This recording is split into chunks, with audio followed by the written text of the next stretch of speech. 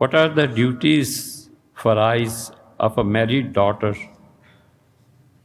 towards her permanent in Islam, both financially and physically؟ دیکھیں، رشتہ داریوں میں سب سے بڑا تعلق اور حق والدین کا ہے. پھر خدا نے پھر فقہا نے اسے تقسیم کیا. وہ کہتے ہیں باہر کے جتنے معاملات ہیں اس میں سب سے بڑا حق والد کا ہے، اور گھر کے اندر کے معاملات میں سب سے بڑا حق ماں کا ہے. باہر کے تعلقات ہیں، رشتہ کہاں کرنا ہے وغیرہ وغیرہ، کھانا پینا کیسا ہے، معاش کیسی ہے، بزنس کیسا ہے، یہ سب باپ کی ذمہ ہوتی ہے نا. عمومی عرفی طور پہ باپ ہی کو کما کے لا کے گھر میں دینا ہے. یہ باپ نہیں ہے تو بھائی کو، بھائی نہیں تو بھائی ہے لیکن پھر بھی شوہر کو. تو مردوں کو باہر کی زندگی میں ان کا حق غالب رکھا گیا ہے، خواتین کا حق گھروں کے اندر ہے. آج کیا پکے گا، کس رنگ کے کپڑے پہننے وغیرہ وغیرہ جو چیزیں بھی ہوتی ہیں.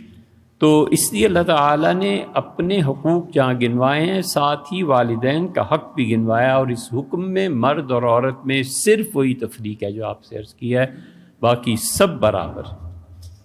اور جب شادی ہو جائے تو شوہر کا حق غالب ہے بنسبت لڑکی کے والدین.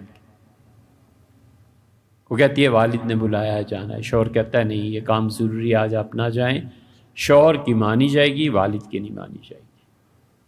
اچھے لوگ تو آپس میں میل جول تعلقات کوئی نہ کوئی صورت نکال لیتے ہیں کہ اچھا بھائی صبح نہیں شام کو نہیں اگلے دن چلی جائیے گا اس طرح. لیکن اگر کہیں ٹکراؤ پیدا ہو جائے تو پھر شوہر کی بات کو ترجیح دی جائے گی.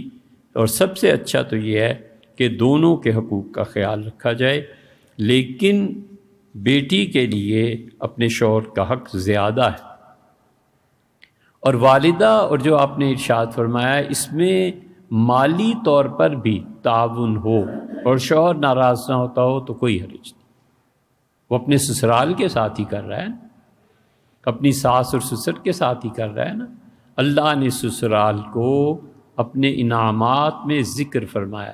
اللہ نے کہا وَجَعَلَكُمْ نَسَبًا وَصِهْرًا، اور اللہ نے جو انعامات انسان پہ کیے ہیں خدا کا انعام ہے کہ اس کے والدین ہیں، اور خدا ہی کا انعام ہے کہ اس کے سسرال. سورہ فرقان میں آتا ہے اللہ نے تمہیں جہاں کا داماد بنایا ہے، اللہ کا بڑا احسان ہے. اسی لیے رسول اللہ صلی اللہ علیہ وسلم کا رویہ دونوں طرف، یعنی جو آپ کے اعزا تھے سیدنا علی، ابو طالب، حمزہ رضی اللہ عنہ وہاں دیکھ لیں، اور دوسری طرف حضور صلی اللہ علیہ وسلم کے جو ننھیال تھے، سسرال تھے، وہاں کی رشتہ داری اس کو بھی نبھایا.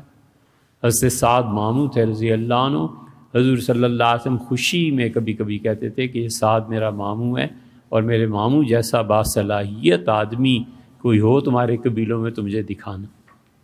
یہ سب چیزیں ایسے ہی چلتی ہیں زندگی. اس لیے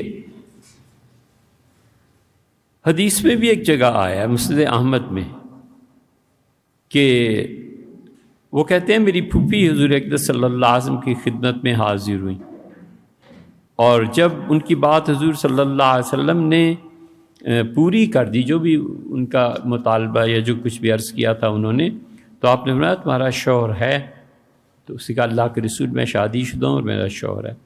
حضور صلی اللہ علیہ وسلم نے فرمایا اور تم اس کے ساتھ کیسا سلوک کرتی ہو؟ ان کا اللہ کے رسول میں پوری ان کی خدمت کرتی ہوں اور ان کی خوشی کا خیال کرتی ہوں. حضور صلی اللہ علیہ وسلم نے فرمایا فَهُوَ جَنَّتُكَ وَنَارُكَ، تمہارا شوہر تمہاری جنت بھی ہے اور جہنم بھی. اور شوہر اگر ظالم ہو جائے تو پھر کیا کرے؟ چوں کفر از کعبہ برخیزت، کجا ماند مسلمانی. کعبے سے ہی کفر پھیلنے لگے تو لوگ کہاں جائیں پھر؟